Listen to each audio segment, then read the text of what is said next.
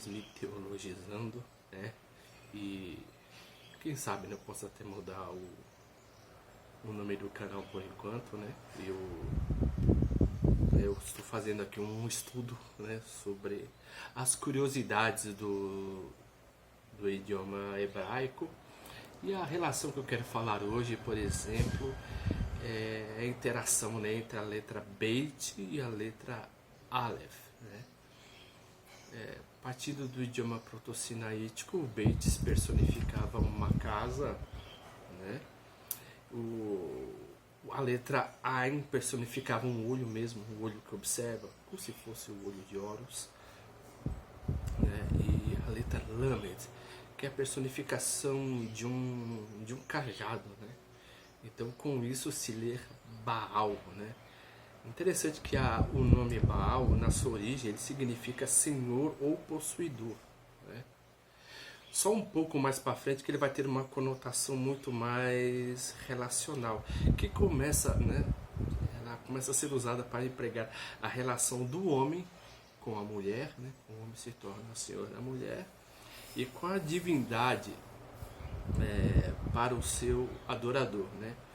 O nome Baal, ele nunca estritamente foi um nome próprio, mas apenas como um título, né? Que ele é o senhor da casa, né? Ou ele é o senhor da família, né? Isso vemos, por exemplo, em alguns lugares, né, que tem os seus Baalins, né? Por exemplo, vemos algumas cidades, né? Por exemplo, que tem o nome de Baal Gad, né? Baal Ramon, Baal Tamar e Baal Peor. E vemos, por exemplo, que o nome Baal ele é relativamente, né, uma relação de pertencimento. Nós vemos alguns nomes, né, no Antigo Testamento, né, que é vinculado ao nome Baal. Por exemplo, o nome Etbaal significa com ele, Baal. O nome de Gideão, né? Gideão, antes de conhecer a Hashem, vamos dizer assim, o tetragrama, o seu nome era Jerubaal, né? O nome Jerubaal significa Baal irá sustentá-lo. Também vemos alguns outros nomes que têm essa influência cananita no seu idioma. Vemos o nome Aníbal, né? Quem lembra da série, né? Da Hannibal Lecter, né? Então, o nome Aníbal significa a graça de Baal. E também vemos o outro nome que é Asdrubal. Asdrubal é ajuda de Baal. Quero passar para vocês, por exemplo, algumas características interessantes, né, sobre essa divindade cananita. Baal, ele era filho, né, de El com Asherah, né, ou Asher, isso varia muito o nome, né? E, por exemplo, ele tem uma irmã chamada Anat. Baal, ele é esposo e ele é irmão de Anat. E tanto Baal como Anat vão lutar com algumas divindades do panteão cananeu, que também são outras espécies de Baais. Por exemplo, Mot, né? Que é o deus da morte no panteão cananeu. Então, Baal Mot, o senhor da morte. E também outro nome também, por exemplo, Yam, que era o deus do mar, né? Que era conhecido também como Baal Yam, o senhor do mar. Então, o plural de Baal são Baalins. Então, há diversos Baalins na cultura cananeia, né? E, por exemplo, e também tem os Baalins, tem os Elins e os Elohims, né? Isso, por exemplo, você vê alguma característica, é como uma pessoa que mora em São Paulo vai conversar com uma pessoa de Minas, por exemplo, outra pessoa de Santa Catarina, né? Então, cada um tem um dialeto, uma dicção, né, particular, que é bem diferente, mas o significado é o mesmo, né? Por exemplo, a pessoa aqui de São Paulo fala porta, porta.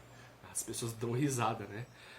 Por quê? Porque se você conversar com uma pessoa de Santa Catarina, a pessoa fala porta, né? Outra palavra muito interessante que nós falamos aqui em São Paulo, pastel. No Rio de Janeiro a pessoa fala pastel, né? Então, cada lugar tem a sua particularidade e as pessoas sempre falam de uma maneira estritamente diferente. E isso, né, você vê uma coisa muito interessante, que é a história no livro de Juízes, do povo que vai falar cibolete ou chibolete. Você vê que, por exemplo, os israelitas vão começar a fazer a triagem, né, do povo, do qual, de acordo com a sua etnia. Então, quem falava chibolete, né, passava, né, sabia que essa pessoa era estritamente do povo de Israel, né, vamos dizer assim, esse clã, né, esse clã que nasceu no meio cananita. E quem falava cibolete era morto, né, então não fazia parte do clã, né. Então a relação dos Baais, né, começam estritamente assim. Estou falando somente a guisa de informação. Então, por exemplo, tinha vários Baais, né, tinha então o Baal, né, da cidade de Peor, né, tinha o Baal Ramã, que era o senhor da cidade de Ramã. Interessante que eu estava falando até anteriormente acerca, né, do Baal e a sua esposa Anat. Interessante que na mitologia cananeia, né, que era um culto estritamente cíclico, né, era um culto estritamente agrário, entre que Mote matava Baal, né, e havia esse período de seca e de penúria na cidade de Canaã, né, e a Nath ficava muito triste, ficava chorando, né, acerca da morte do seu esposo e irmão, e da qual ela pegava, ela matava Inhã e Baal ressuscitava, né? Então havia esse ciclo, né, entre morte, né, não posso falar ressurreição porque ressurreição é um termo que já está mais ligado, né, ao Novo Testamento. Seria um conceito de morte e reviver, que toda a natureza ela trabalha nesse ciclo. E vemos, por exemplo, em várias culturas, na cultura grega, né, a relação entre nascimento, morte e reviver. Então, estritamente, a cultura cananeia é uma cultura totalmente agrária e totalmente cíclica, que era totalmente arraigada, criada pelos seus senhores, seus senhores deuses. E vemos, por exemplo, vários sacerdotes, né, que Baal teve, né, por exemplo, Acabe, quando casa com a pessoa de Jezabel, né, quando ele casa com a Jezabel, as 10 tribos de Israel começam a adorar aos Baais, e o baalismo se torna uma religião, praticamente uma religião de Estado.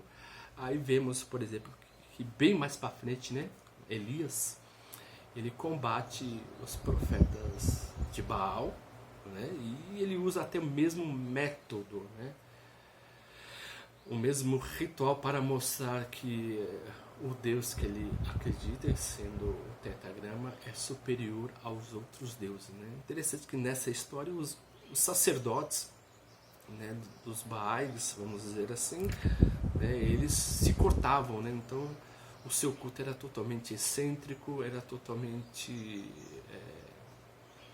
como é que eu posso dizer, estritamente frenético, né, estritamente, como é que eu posso dizer, acho que vocês entenderam o que eu quis dizer, né? Então, quer dizer, é um culto estritamente forte, totalmente impulsional, né? Então, se o Deus não escutava, eles se humilhavam ainda mais, gritando ainda mais, para chamar a atenção dos deuses. Interessante que não se difere muito de hoje em dia, né? Acerca dos cultos, do qual alguns líderes religiosos ensinam as pessoas a chamarem a atenção de Deus, né? Até que Cristo fala, né, que os pagãos, vamos dizer assim, em tese, por muito gritar, por muito chorar e humilhar, achará que serão escutados. Que a oração apenas não é um ato de gritaria, de frenesi religioso, tá bom? Muito obrigado a todos. Se vocês estiverem gostando dos ensinos que eu estou passando, apenas algumas curiosidades, né? E clique no sininho aqui do canal e faça inscrição, que daqui a algum tempo eu vou tentar passar todas as informações provenientes, por exemplo, a origem do idioma hebraico, os seus sinais característicos, né? De cada letra do alfabeto hebraico e as curiosidades de cada um e como as frases elas vão sendo reformuladas com o tempo. Elas pegam alguma informação particular, estritamente da cultura do povo que a influenciava, e depois de algum tempo essas frases vão assumindo características próprias. E além disso eu vou começar a elaborar também alguns estudos teológicos de caráter, não teológico, né? Bibliológico acerca o que a Bíblia diz sobre ela mesma, o que seria totalmente desvinculado da teologia sistemática, ok? Muito obrigado para todos, viu? Tenha um ótimo domingo, aproveita esse domingo de calor, que está um calor maravilhoso, e tenha um excelente dia.